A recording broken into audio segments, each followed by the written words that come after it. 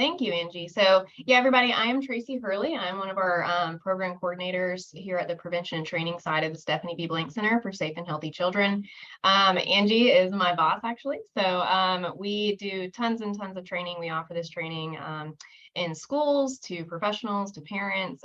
So we are always very passionate about online safety. So when we had our lineup, when we were talking about what do we want to offer this year at conference, and we had the idea of Be the Village. A lot of the times we think of children's physical safety, right? Their physical well-being when it comes to preventing child abuse and neglect or child maltreatment. Sometimes we often forget to mention the digital world, right? So when we talked about Be the Village, we wanted to add keeping children safe in a digital world because it takes that initiative in our physical world, but also in our digital world. So we can have kids that are sitting on their couch who are healthy, who are fed, who have great parents, but they are venturing out into the digital world where they do most of their social interactions, and it can become unsafe, right? So that's why we wanted to add it this year with the idea of Be the Village. So moving on, hopefully it's not lagging, it's lagging a little bit for me. We have a few complexities of technology that we always like to mention when we do this training. So one, it's really hard to track, right? There's so many avenues, and you can do that anonymously. So you can be anyone on the internet, right? You could be someone that is sitting at your computer desk. We usually try to perceive ourselves online the way we want people to view us, and perpetrators do the same thing, right? So they post and they portray themselves as young people, the same age as kids that they try and manipulate online. So they can have that anonymous feature. They do that very easily online. Again, there's multiple avenues. There's apps, there's video gaming. There's all kinds of stuff that you can do online.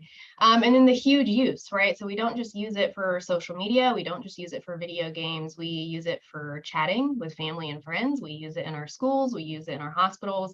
We use it all over the place. So it's huge use. We can't block all forms of technology. We can't sit and say, you know, oh, my kids are never going to interact with technology, because we use it in everyday life, right?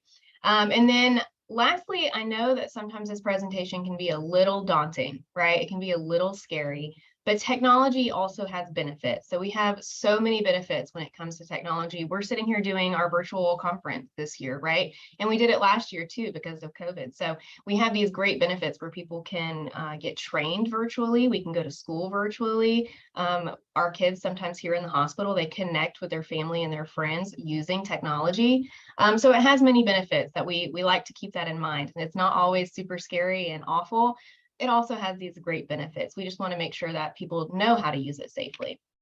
So how do perpetrators use technology? So there was a study done about how perpetrators access children and what they're using, right? So 48% of those perpetrators said that they use social media and apps. So Facebook, Snapchat, stuff like that.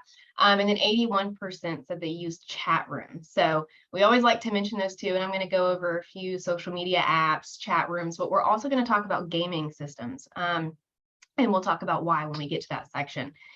So means of control. So how do our perpetrators control our kids and manipulate kids using technology? So they always use false romances, right? False friendships. Generally, kids go and they interact with people virtually online because they just want to connect with people, right? And kids in this generation tend to do it online.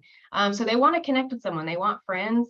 They want to have a kind of a romance. And so they use this false portrayal of friendship and romance to engage with children.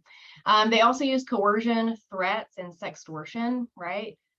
False promises, so modeling, being an Instagram model, collaborating on Instagram, acting, dancing, anything like that. Those false promises of opportunities are a great way for perpetrators to do that. And then also lowering inhibitions. They do this by talking about sexual things online with kids. They do this by showing children inappropriate pictures, getting them comfortable talking with strangers online, and it lowers their inhibitions. And so every little once in a while, those red flags stop popping up for them. And also, I just want to take a pause. Good morning, everybody. I love that you guys are interacting in the chat. Good morning. It is so nice to see everybody interacting. I was also looking at the discussion board, and if she is on here, Karen posted a picture on there of lab smiling, and that just made my morning. Maybe I'm biased, I have a lab, but made my morning. So if you guys want to hang out on the discussion board too on Cadence, that is open as well. And I've loved reading through y'all's chats. But moving on. So what attracts them to an individual child? So a lot of these perpetrators said that children that mention sex in any way, children appear needy or submissive. So they want attention, they want to talk with you.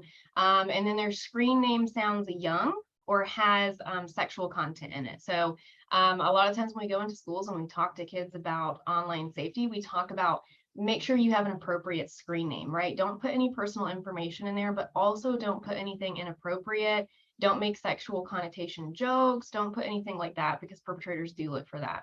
And a few quotes that we like to add from this study is a perpetrator said, "They're always online, shows low sense of parental contact or interest in child." And then when a child will do anything to keep talking to you. So and we put these in here because it is so daunting of, we think our kids are just sitting there on the couch playing video games or chatting and they're safe. But really when they spend this excessive amount of time online, perpetrators see that as a way to come in and manipulate them because they think their parents aren't watching. And then also, again, that neediness, that they want to continue talking with people. They want to continue chatting. So they're going to do anything to do that. Those are two ways that perpetrators use technology to manipulate kids. So some of you may be parents here, right? You may be working with parents and children, but I'm sure tons of you are parents. So going into this, I want you to think about it not only as a professional, but as a parent, right? When we say it takes a village, it really does. And when we look at the daunting areas of technology, it's hard for parents to navigate this alone. It is. It's very hard. So I want you guys to think as professionals, what are kids that I feel responsible? What apps are they using? What are they doing online? And we're going to talk about that today. So think about it, not only as a professional, but coming as a parent.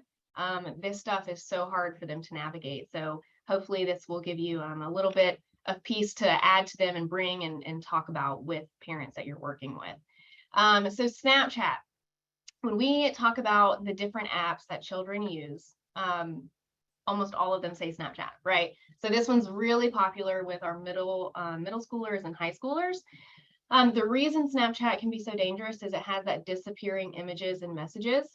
So you send a Snapchat, you can put it to be gone in 10 seconds, 3 seconds, whatever you set it to disappear at, right? So a lot of kids think that this is a way that they can send stuff and nobody's ever going to find out, right? So it encourages youth to send and receive inappropriate content. So this is a quote from a study done by Thorne, and we're going to talk about that study deeper in the next coming slides. But this is a quote about statistics. So it's 1 in 5 of kids, so aged 13 to 17, said it is okay to share a nude as long as you send it over an app that doesn't save it. So that's why we always encourage parents to be very vigilant with Snapchat, because it has that feature of disappearing images. And again, that just encourages children to send and receive inappropriate content. Also, it has the My Eyes Only. So if any of you guys are familiar with Snapchat, if you swipe up when you're in Snapchat and it comes up with your memories, all the way to the end, you can have the My Eyes Only tab. And this is basically a password protected photo vault. I had one growing up. I hate to admit it, my poor mom and my poor dad, but they didn't know how to navigate this stuff. They didn't know that existed, and I had my own password to it, and they didn't know anything about it. So if you are working with kids that are using Snapchat, advocate for parents to go and just do that quick little swipe up and see if they have a My Eyes Only tab, because they probably shouldn't, right? And there's probably things in there that they shouldn't have in there. So that's something to keep an eye out for. Also, when we think about Snapchat, we think it's just sending and receiving pictures and videos, but it has that added feature of the discovery page. So a lot like Instagram, it has the idea of you can look at different news articles, you can look at different podcasts, all kinds of different stuff you can find on the discovery page on Snapchat. So again, media, current events, public figures, celebrities, anything like that. The problem with the discovery page is that the content on there is usually geared towards sex, abusive relationships, and risky behavior. Something to note with these screenshots, I got these off of the discovery page within like 5 minutes. It didn't take me long to find these screenshots. So this first one says quick makeout sesh before class. This one is he tests sex devices for men. And then also kids generally for some reason are drawn to the idea of having side hustles, making money as teens. They want to be able to have their own currency because they want that freedom. So stuff like this can be very encouraging for them. They want to do stuff to make side hustles. So they'll either do that through Snapchat, TikTok, anything on social media. They want that side hustle. They want to be able to have their own money. And then my boyfriend cheated on me 26 times. And when he grabs your neck and kisses you. So again, it took me 5 minutes to find these little snippets and screenshot these. So the reason we always advocate for parents to look at what their children are seeing, to what is on the discovery page. It's so easy to find this stuff, right? So again, content geared towards sex, abusive relationships, and risky behavior. Again, it took me like 5 minutes to find that stuff. And it's not just mine, right? Our kids are finding this stuff too. So we want to talk with parents about looking at the My Eyes Only feature, the discovery page, and then also talking about, the disappearing images and messages and how that encourages youth to send and receive inappropriate content. Also something to note with Snapchat is location sharing. So this is called the Snap Map. This allows users to see where their friends and followers are while using the app. So this is just an example. This is actually my mother. She was on her way home from work when I was trying to show an example of this in a presentation, actually. And I called her and I said, "Are you on the intersection of Abercorn and White Bluff?" She said, "What are you talking about?" I said, "Mom, were you just at the intersection of Abercorn and White Bluff?"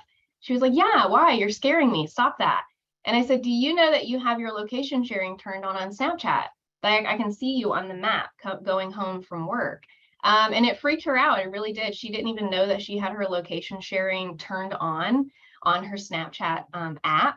So this is what it looks like. For example, when somebody has their Snapchat maps open and they're enabling the location sharing feature on this app. This is what it looks like.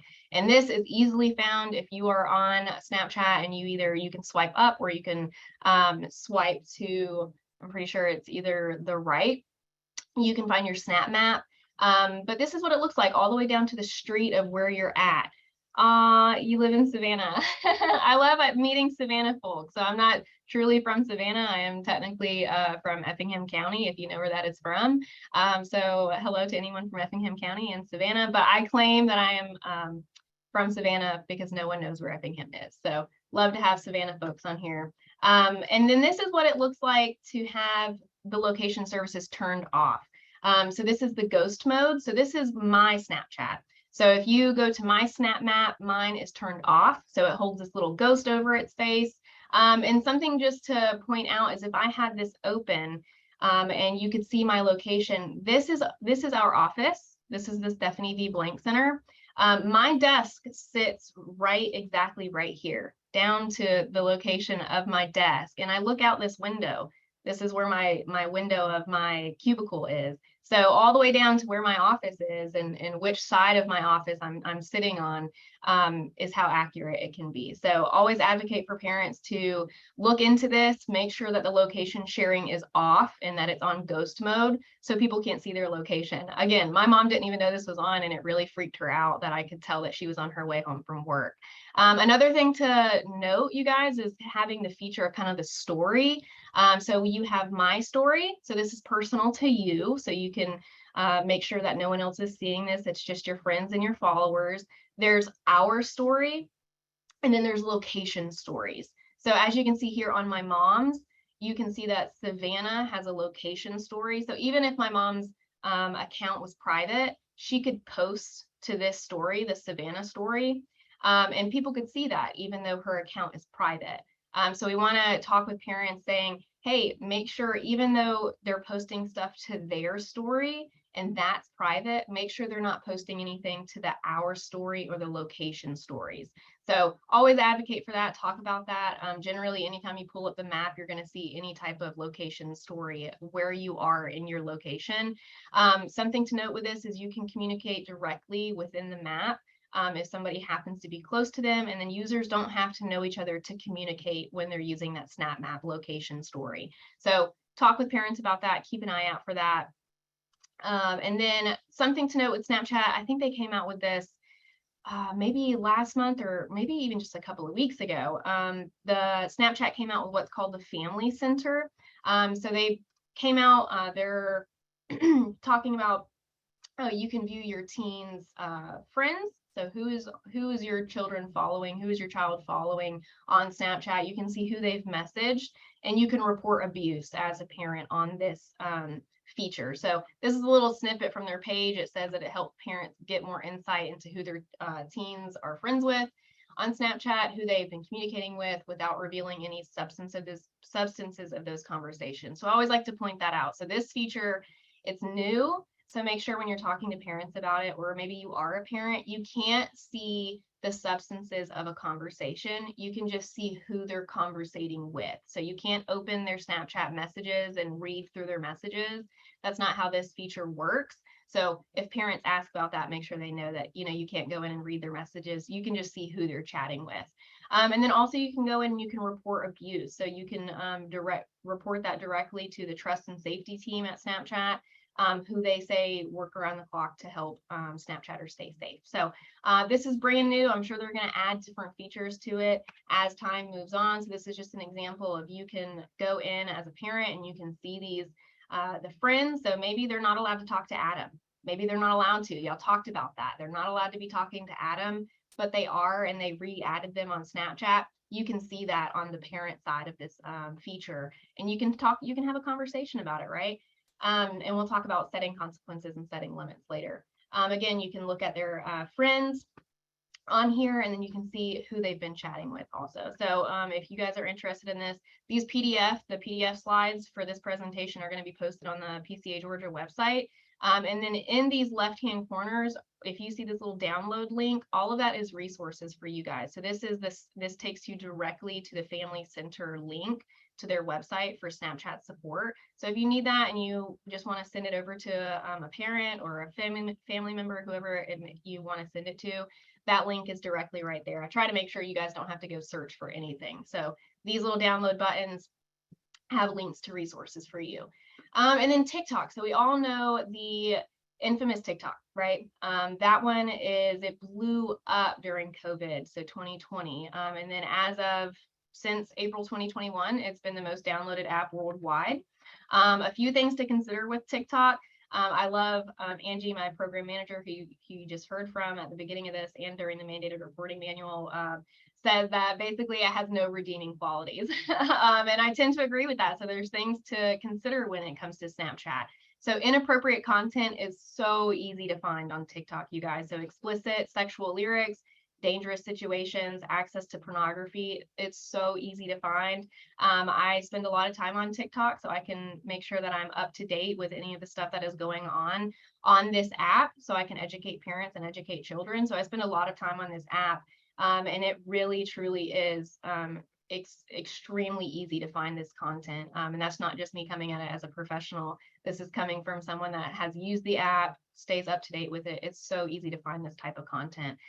Next thing to know is TikTok challenges. I'm sure you guys have all heard of this. So whether it's dancing, whether it's cooking, whatever the challenge is, sometimes those TikTok challenges, again, are harmless, but sometimes they can be dangerous situations. So a few of those of example are the Tide Pod challenge.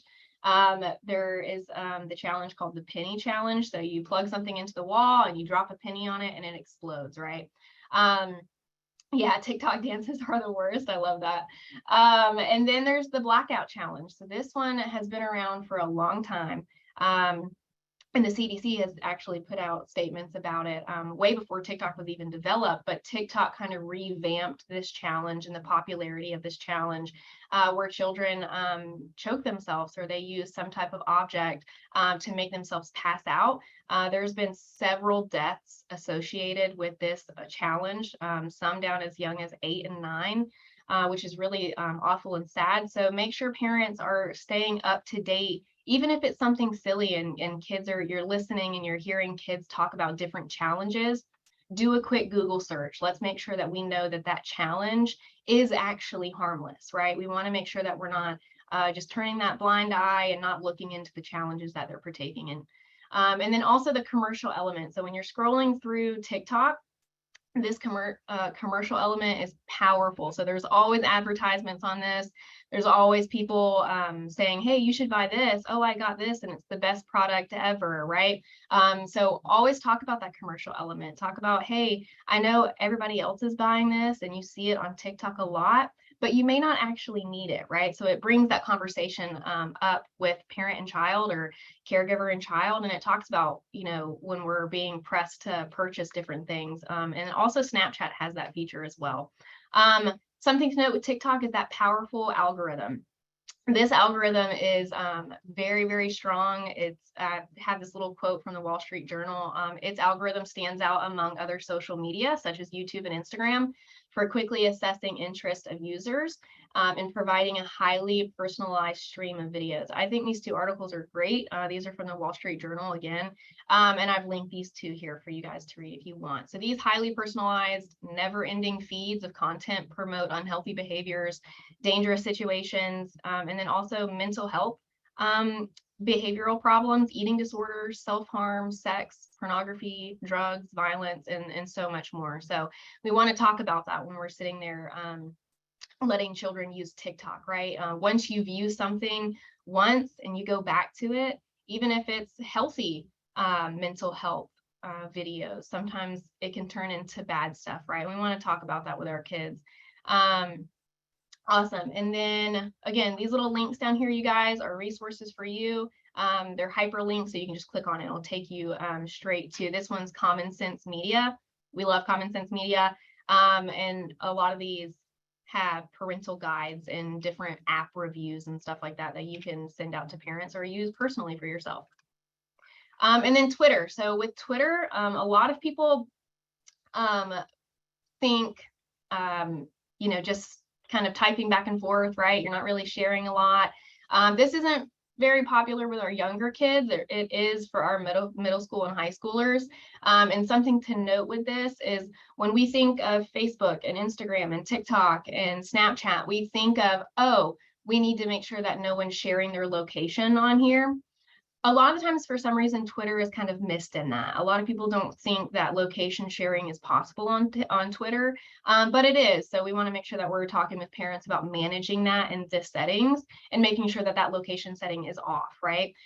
Age restriction. So Twitter, it does say that it has that, you know, must be 13 years or older.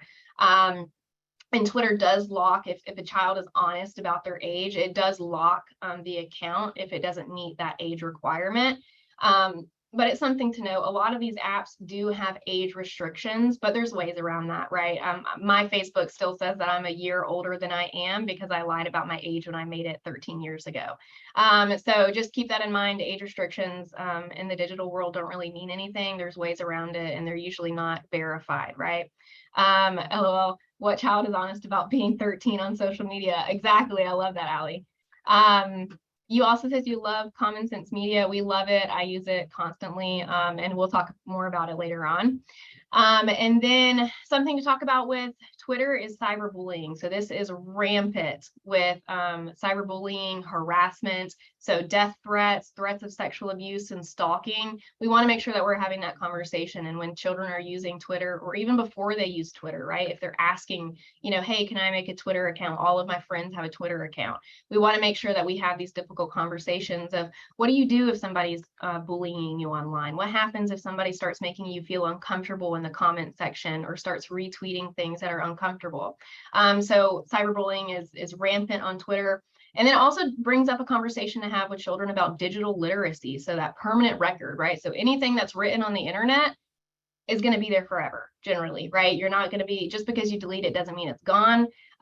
This example to the right, this is an example of a woman losing a prized NASA internship over a vulgar tweet that she tweeted out. Thank you, Allie, for putting that link in the chat box. So Allie just put the link up to Common Sense Media for you guys if you want to snap that. I also have links to it in the PDF. If you guys don't get it right now, you'll get that later in the PDF if you want. So this example of that NASA internship being revoked. So this young lady posted, "Everybody shut the F up. I got accepted for NASA internship." Homer Hickman, if you don't know who Homer Hickman is, I'm surprised because I loved him growing up, but he retweeted it and said, "Language." She commented back and said, "Suck my," I'm not going to say that here on this conference, "I'm working at NASA." Homer Hickman then replied and said, "And I am on the National Space Council that oversees NASA." What happened, Homer Hickman did not report this to NASA. So people started hashtagging NASA and tagging NASA in this. And they eventually saw it. They did see it, and they revoked her internship. And from reports that I've seen that I've tried to follow up with her, she has not regained an internship or a job in that field.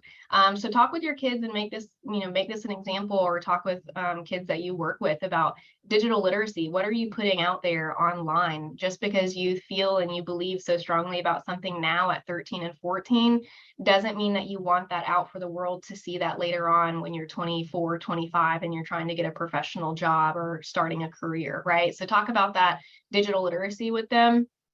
Another great example is the woman who lost the editor-in-chief position at Teen Vogue. That's a really good example because of tweets she posted in college. That's really good.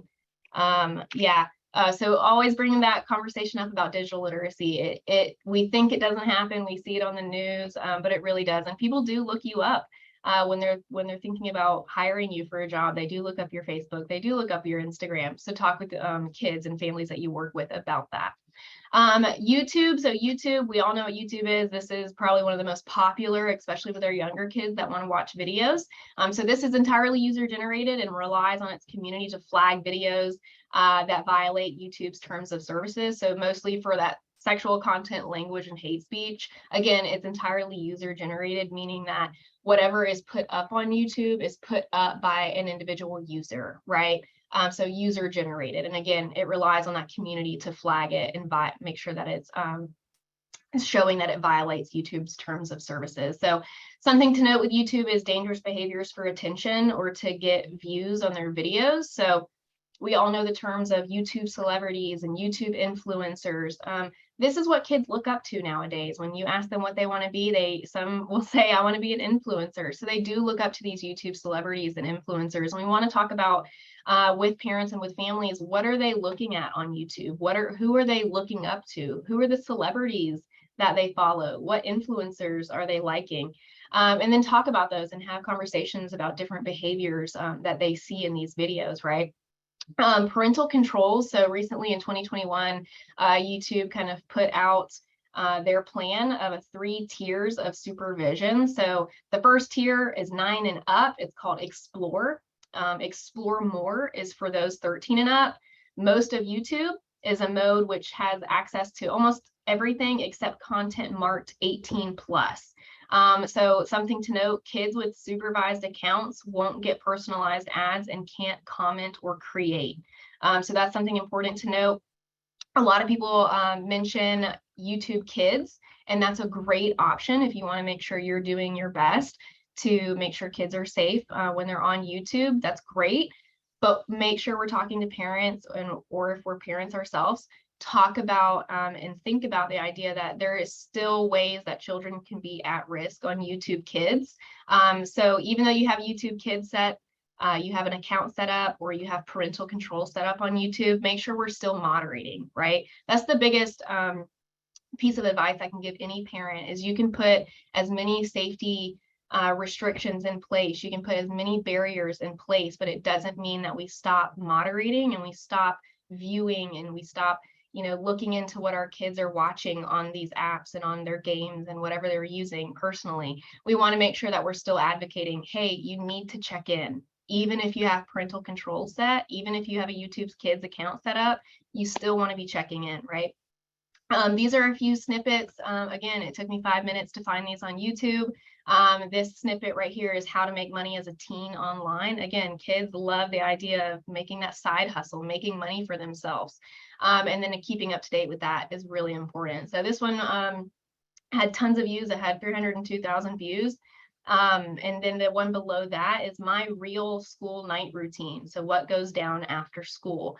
Have conversations about this stuff. Talk about, hey, this may be appropriate in their household, but it's not appropriate in our household. And I don't want you posting content like that, right? Problem with that is you need a full-time staff of 4 to keep up with them. Exactly. And that's why we talk about it being a village, right? I love that you said that, Allie, because sometimes being just one parent or 2 parents alone to navigate this stuff is going to be incredibly hard, right? So we want to make sure that we're being a village. Us as youth organization personnel, we want to make sure that we're advocating and we're looking out for these kids too when we're talking about digital safety. Really quick, Instagram. So we love to talk about Finsta account. So this means a fake Instagram account. Basically, it's just a second account for them to post stuff and for parents not to see it or caregivers not to see it. Keep an eye out for that. Things that you can advocate for parents to do is follow their account, but also follow their friends, follow their anyone else that they have on Instagram. Make sure you're following them. Eventually, one of their friends will slip up and tag their Finsta account, their fake account. They'll tag them in that, and you as a parent will be able to see that if you're keeping up to date and you're looking at their stuff. And then they'll say, that's not their actual account. What account is this? This doesn't seem right, right? So always talk about this with parents. Sometimes Instagram is just a fun thing to do, but also there's a high percentage of kids that have that Finsta account, that fake account. Things to consider with Instagram is the potential security risk. So there is direct messaging on Instagram, so DMs, using hashtags. A lot of these can be harmless, right? You can hashtag, 2016 grad or whatever you're posting, or SEHS cheerleader. What that does is if somebody searches that, now they have access to, okay, they're a senior in high school and they're on the South Effingham High School cheerleading team. So now I know which school they go to, right? So we want to talk to kids about being careful with your using hashtags. Make sure you're not posting or hashtagging anything that's easy to tie back to you or any personal information or anything like that. Also including personal information in your bio section. We don't want to be putting that. We don't want to put Alabama grad, 2020, anything like that. We don't want to put personal information, date of birth, birthday. A lot of times kids put their horoscope stuff on their bio. We want to talk to them about that. Don't put your name in your username. Don't put your birthday in your username. Talk about that. And then also with Instagram, you can share location, and then photo tag. So there's that geo tagging on Instagram. So if they tag something, even though their account is private and they tag their high school in one of their pictures, people can still go and they can find that picture of them, even though their account is private. So talk to them about that. And then mental health concerns. So with Instagram, there's that huge pressure to curate that aesthetically pleasing and perfect life, right? And then here on the explore page is just an example of that. All of these look so perfect, right? We want to talk to our kids about this. That's social media. That's not real life. All of these people in real life don't look like that, right? They're gonna have bad days where they don't look as beautiful as ever, right? Even if they're super beautiful, they have days where they still don't look 100%. This is for show. This is not real life. What we see face to face, that is real life. Talk to them about that, right? Again, you can find sexual stuff on Instagram, very easy, inappropriate content, porn, you can find that on the Explorer page. So make sure you're having those conversations about that. The comments section for Instagram is also a breeding ground for cyberbullying. Cyberbullying happens a lot. Again, Twitter and Instagram are rampant with cyberbullying. It's a great opportunity to talk about what cyberbullying is, how to stand up for your friends, what to do if somebody's being cyberbullied, and have these conversations about that. Lastly, again, you guys, these little download buttons are for the apps. Most of them are Common Sense Media. So you can go and you can read parental manuals and you can send that to parents if they need it. And then messaging apps. So again, we know messaging apps like Facebook Messenger, right? We have Facebook Messenger. There's a kid version for that as well. And then there's the WhatsApp, Facebook Messenger again, and then GroupMe. The issue with these apps is that you can access them via the application on your phone, or you can use them on a web browser. So even if they get their phone taken away, but they have access to the computer, they can pull up their account for these messaging apps with a web browser. So talk to parents about that. You can use data or Wi-Fi. It doesn't matter which one. WhatsApp is one of the most popular messaging apps. It does have really great security measures, which is awesome, right? But it can also render us being able to figure out what's going on and who our children are chatting with on WhatsApp. So we want to talk about that. It is one of the most popular. It has the 1 billion users. And then Facebook, it's basically that free texting from Facebook, and you can get messages instantly like a text when you're using that. Yes, I was just about to say that. WhatsApp, scammers love using WhatsApp, right? So have those conversations with WhatsApp. I wish I could talk to you guys, for hours about these kinds of things. But do a quick Google search. There is a lot of controversy around WhatsApp and the security measures that they use, because they use end-to-end encryption. So again, it's great for the user security, but it can also render people, the actual entity, as in WhatsApp, being able to go through messages and flag something that looks like child sexual abuse material, or child porn, as a lot of people know it. We call it child sexual abuse material. But again, Google that. There is a lot of controversy with WhatsApp. It is also, just to mention, owned by Meta. So that's something to consider. So Facebook, WhatsApp, the WhatsApp and Facebook Messenger are both owned by Meta. Yeah, and Kik did die for a while. And we go into the high schools and we talk to kids about this, and they're always like, "What's Kik? I don't know what Kik is." But it makes me laugh, because I used that in high school and it was a huge risk to children. So Discord, I saw someone in here in the chat said, hopefully we're going to be talking about Discord. Yeah, because I'm lost. So yeah, Discord originally started out as an app that basically people that played video games used it. You could go in and you could start a server about a topic that you thought was really interesting. And it's merged way beyond that now. It's not just for people that love video games. You can use it all for anything, cooking, funny cat videos, anything like that. Tumblr is actually, yeah, it's dying out.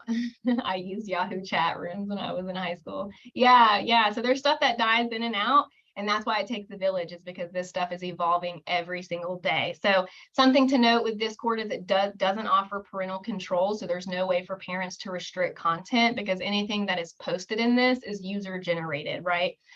That stuff is really hard to moderate. It's really hard to restrict. You can't password protect the privacy settings within this app. So if you go in and you put privacy settings in place, there's no way that you can, as a parent, stop the child from going back in and changing the protection settings back to whatever they wanted it to be. Excuse me. Something to note with Discord, I think it's a great opportunity to talk about the technology and security evolution of apps. So Discord is rather new. So I think it came out in 2015. And before 2017, there was no trust and safety team at Discord. So what sparked this is the deadly protest in Charlottesville. So this had been planned and discussed openly on Discord. And so this event of these protests sparked the development of this team, the trust and safety team. Here's that article if you guys want to read that. It's a great article on Discord. It was out in 2020.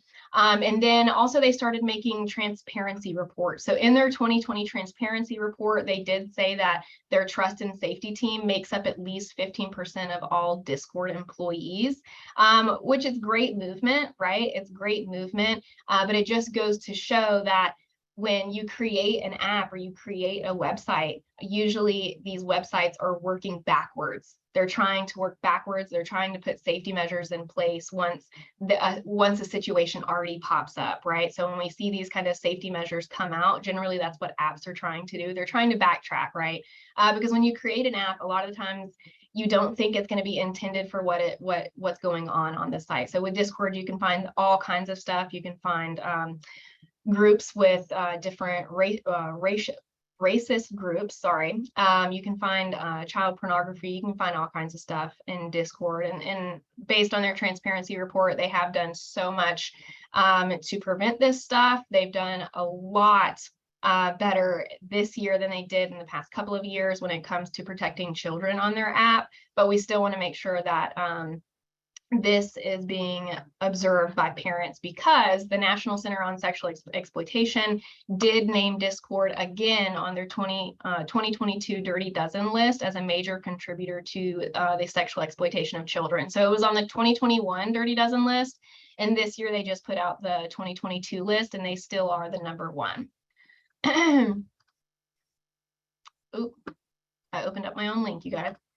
So that's Discord, and then also any hiding photos and secret content. Kids love to do this. They get scared that they're going to be found out. They wouldn't just put this on their regular phone, right? They're going to make sure that this is hidden, and the way they do this is by using secret photo vaults. So the two most popular ones are KeepSafe and Vaults. You can find this very easily on the whether it's on Android or Apple, you can find that in the App Store. It's very easy to find.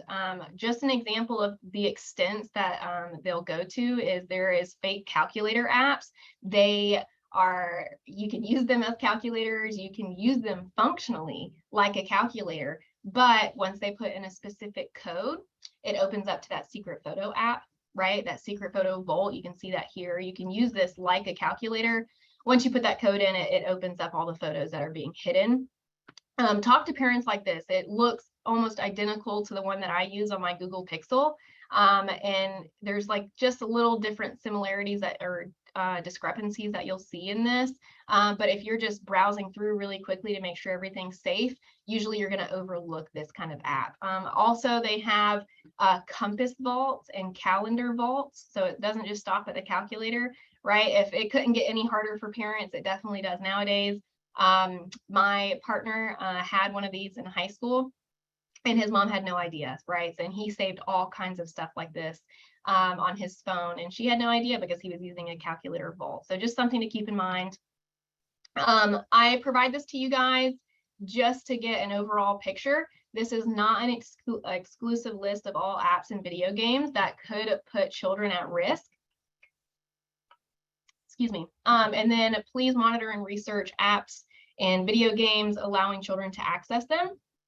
Before allowing children to access them. You're going to have a copy of this in the PDF slides, but this is something just to keep in mind, right? You see how many apps are here, and it's still not an exhaustive list. So, and this list is always changing too as new apps come out. So something to talk about when it comes to, Jill mentioned it during the mandated reporting panel, as far as nudes, right? When we talk about nudes. So the kind of term that I like to use is self-generated child sexual abuse material. I think it's a great name for it. I think it redirects the responsibility away from the child, right? Rather than calling it sexting or nudes, it's self-generated child sexual abuse material. This is a study done by Thorn, and I just wanted to kind of digest that with you guys. I think it's a great study. It was done in 2019. Again, there's this link here to the PDF of this research article if you want to read it. So it's increasingly common. This is a problem that we see a lot with teens and all the way down as early as early middle school with children sending inappropriate content like this. So 1 in 5 of girls aged 13 to 17 agreed that they have shared their own nudes. 1 in 10 of boys aged 13 to 17 reported that they have shared their own nudes as well. And then 40% agreed that it's normal for people my age to share nudes with each other. 40% of kids think that that's normal. And this is a great opportunity for parents to have conversations about this, right? Children aren't developing in the age that we all developed in, where we had first and second base. Actually, when I'm in the high schools teaching and I say first or second base, they look at you like you're crazy because they don't know what that means anymore, because they do it all virtually. They do it online. So we want to have these conversations with our kids, even though we think maybe they're too young for it. Again, it's happening as early as that early middle school. So something to note with this study is that it does say 27% of kids aged 9 to 17 also agree that it's normal for people my age to share nudes with each other, 9 to 17. So that's pretty eye-opening. I also like this quote from the study that says, while self-reported data about sharing nudes will likely always be underrepresented, the true scale of this behavior, it is clear kids are talking about it as a form of sexual exploration and romantic flirtation. Again, they're developing in a different age that we all developed in, I'm sure. So it's a conversation that needs to be had. And then also with the online world now being so closely woven into kids' lived experiences, this is not likely to change anytime soon. So again, this link right here takes you to the study, a link to the study. And then I always like to talk about the consequences. So Jill mentioned that. What are the consequences? We have to talk about the consequences with our children and with kids that we serve. So that main one, right, is that child sexual abuse material, or what a lot of you I'm sure know as child pornography. It is illegal to share or disclose any intimate videos or pictures if you are under the age of 18, right? A lot of kids don't know that. Even if it's being sent consensually to boyfriend, girlfriend, whoever they're sending it to, it's still illegal. It's still child sexual abuse material.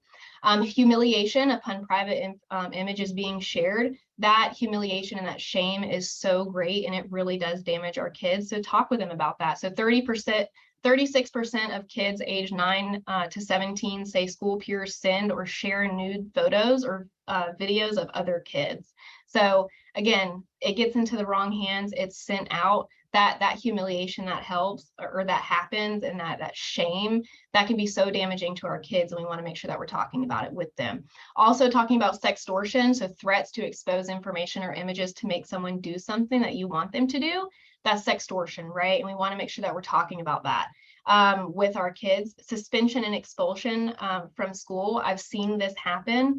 So talk with them about that. You may feel confident sending this picture in the moment, but if anyone finds out about that, you can be suspended or expelled from school. You also have the possibility of revenge porn. So this is sending or posting explicit images or videos of someone without their consent to hurt them, right?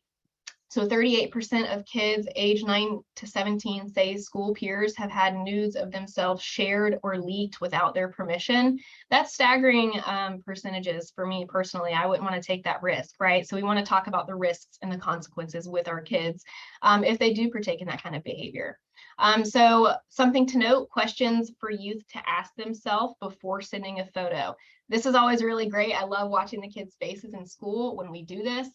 We say, is this something you would do face to face? Probably not. You probably shouldn't send it, right? Would this be something I would send to my grandmother? And then all of them always go, no, right? They probably wouldn't send that to their grandmother. So you probably shouldn't be sending that photo or that video or whatever content it is. Also, would I be okay with this photo being posted in my school's hallways? Probably not. And then also, would I want someone to ask me for the same thing? We want to talk with our kids not only about sending nudes, but asking people for nudes, right? If you wouldn't be comfortable if somebody asked you for that, don't ask other people for that, right? It goes all the way back down to that kindergarten rule. Treat people the way you would like to be treated. Don't ask people for photos that you wouldn't want to be asked for, right? So that's always something that you want to talk with kids about. Moving on, gaming platforms. I get so many questions about this with parents. This is something that they feel so passionately about because our kids do spend tons of time not only watching videos online, but playing games, right? So what gaming platforms are they using? The three main popular ones are going to be Fortnite, Minecraft, and Roblox. Surprisingly, Roblox is way more popular than I really thought it was going to be. And I thought Minecraft was more popular than Roblox, but from survey that I've done professionally, Roblox tends to be the most popular. So something to note with these is that they do have that age restriction, right? So Fortnite, 13 years and older, Minecraft, 13 years and older. Again, there's no way to age verify that. With Minecraft, it says 13 and under must be verified using a credit or debit card. For me, when I hear that, I think that it incentivizes children to go steal their parents' credit card or debit card out of their purse or wallet. So again, there's no way to specifically, absolutely verify these ages, but they do have that put in place. Roblox does not. They have no age verification at all. So that's something that we want to talk about with parents as well as kids. Anyone can play this. 6-year-olds and then all the way up to 50-year-olds can play on the same platform. Roblox never sat well with me. I know. I actually, one of our past program coordinators, Jessica Bryant, she actually asked me to review Roblox for her because her kids played it as well. And we were really surprised with the outcome of me looking into Roblox. Again, you guys, if you want to talk with parents about parental controls, you can find that here. I've made these links, hyperlinks, where you can go and you can find how to set up parental controls specifically for each game, because that can be hard to navigate, especially if you don't really know how to navigate their platform, right? Also, there is this video game contract. So talk with parents about safety planning. Let them know, hey, we want to make sure that we're talking about these things. That's great. But before you give them video games, before you let them stay on that platform, we should probably talk about a video game contract, right? Where we talk about limitations to what we're going to be doing, my role as the parent and your role as the child. What are the consequences for infractions, right?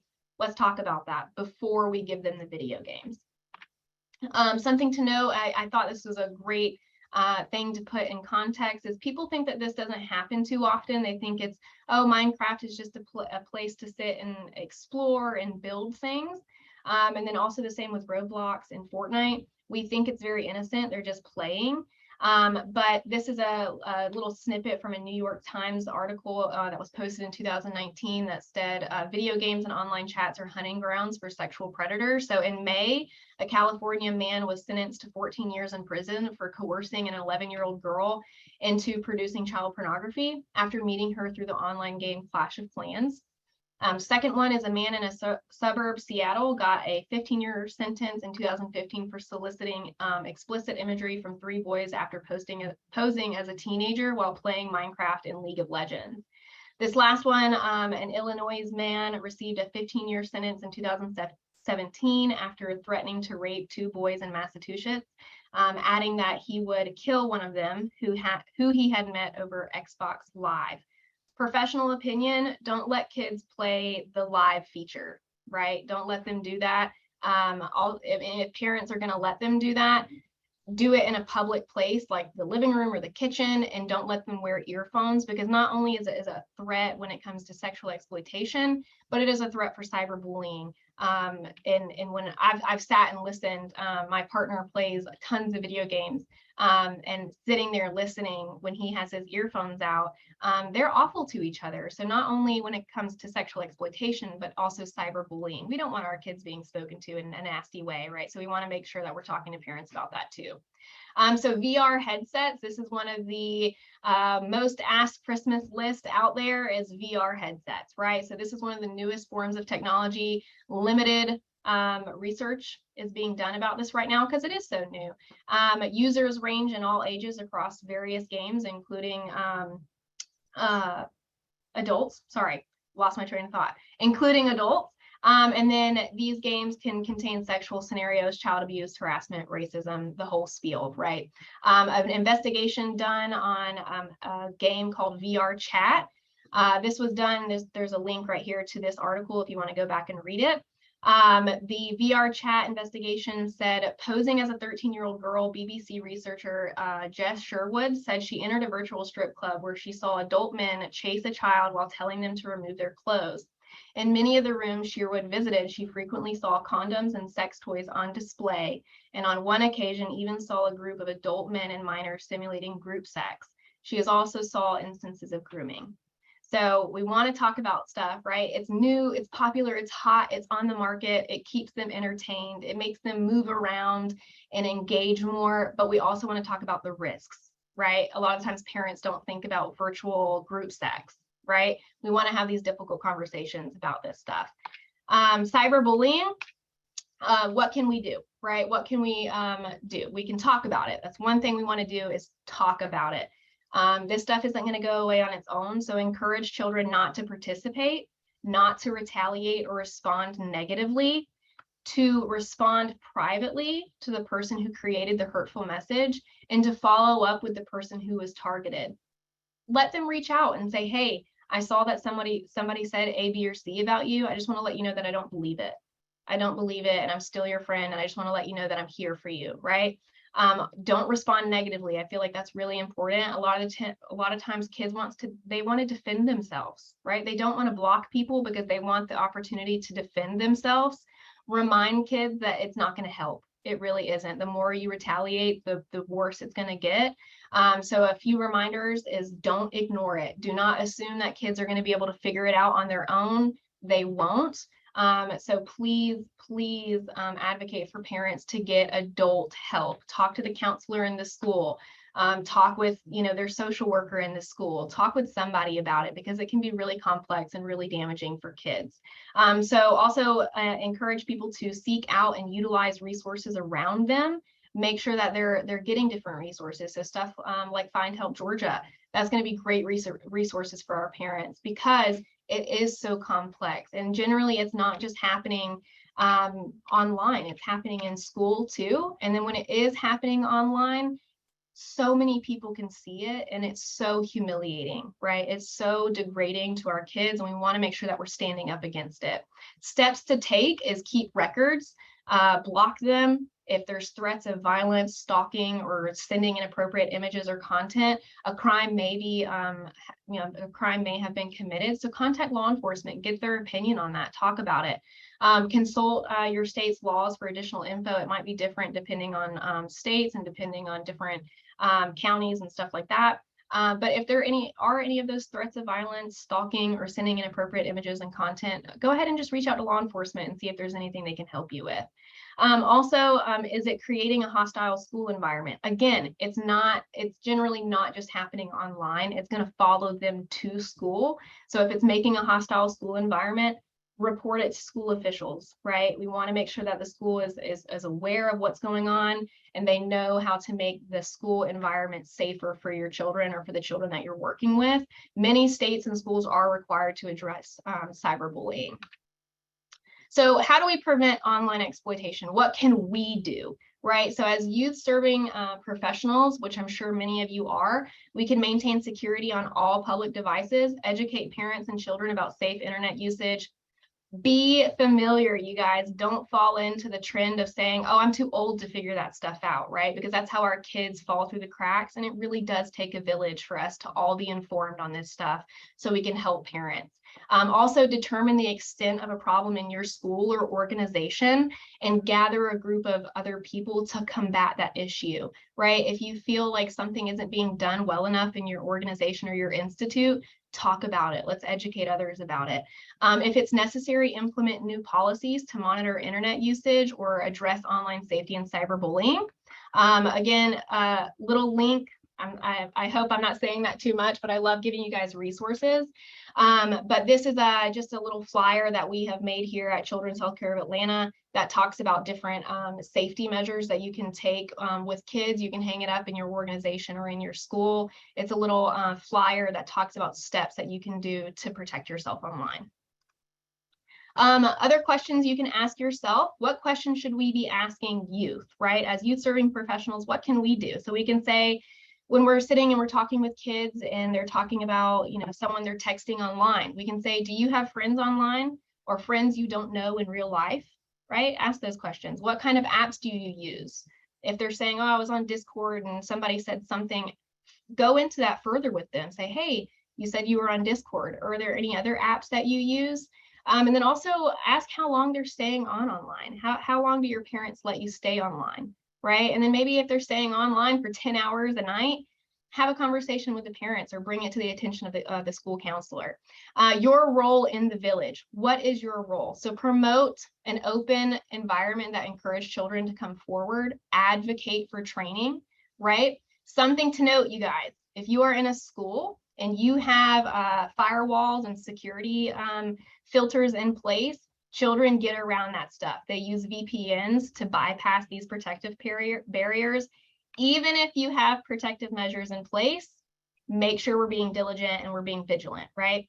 Parents and caregivers, set consequences for infractions. Be prepared to see things you won't like and be prepared to have difficult conversations. They're not going to be perfect all the time. They're going to slip up. This is new stuff. This is so hard, right? For them to navigate. Be prepared to see things you won't like. Also ask questions. We should be asking questions the same way we do in real life. Who are they talking to? Where are you going? And how long are you going to be there, right? Something to note is setting limits and consequences consistently. Make sure we're setting boundaries before they even get their technology. Again, set consequences consistently, create family online safety agreements.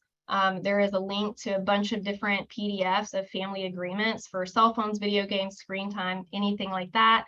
I'm looking at time. I have 1 more minute. So you guys will get a PDF of this. What I want you guys to hear is one last thing is I would feel more comfortable talking to my parent or guardian at home about these issues if I knew that they wouldn't scream or yell at me for something I am just learning and that I'm new to. This is a quote from, again, the Thorne study that was done in 2019. Really advocate for parents to handle this and come with it in a cool-minded manner, and to be conscious about the way that they're addressing their children, because if they come at it hot-headed, their children aren't going to come to them and be open and honest about these things. Again, it takes a village, you guys. Make sure that we're advocating for parents to have all the help that they can have, the resources that they can have, and all of that kind of stuff. We want to make sure we're providing that.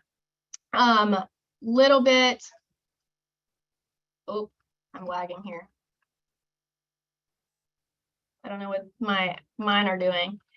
You guys will get all of this in your PDFs. This is just resources. You're going to have this in your PDF. Make sure you check it out. It's great resources for you guys to give to parents. But other than that, I'm going to turn it over to Angie if you guys have any last minute questions. If not, I am always having my email. So go to my email, email me. I love your questions. I love helping you guys out. So cpctraining@choa.org goes to both me and Angie. So we'll both see it and you can ask me questions there. Also check out our website. You can go to all kinds of different trainings that we offer for our webinar series, and then other trainings that we offer as well on child sexual exploitation. So check us out. Let me know if you have any questions, or you can call me and leave me a voicemail if you want. But other than that, I'm so glad that you guys were so active in the chat box. It's really inspired me. I hope it inspires you. Make sure that we're doing all that we can to help parents and to make sure that we uphold that image of being a village. Sorry, had to unmute myself. Thank you so much. We don't have time for questions because we do have to close this room so they can get in for the next session. But I did take note of all the questions. So we will put together a questions document and get it to PCA Georgia so we can put it online. I do also want to let you know that we present this same material in a longer webinar version where we have more time to get into a little more detail about protections and things like that. So if you're interested in that, please reach out to Tracy and we can arrange things like that. We also do provide this training in person, and we have a version for kids. We have to talk about that obviously because the logistics of that are difficult and we're kind of limited to the metro Atlanta area. But if that's something you're interested in, please reach out and let us know, because this is a hard topic to talk about in just an hour. So thank you so much for joining us. I'm going to end this session, so you will be kicked out and you'll need to join for the next session. Thanks again for joining us.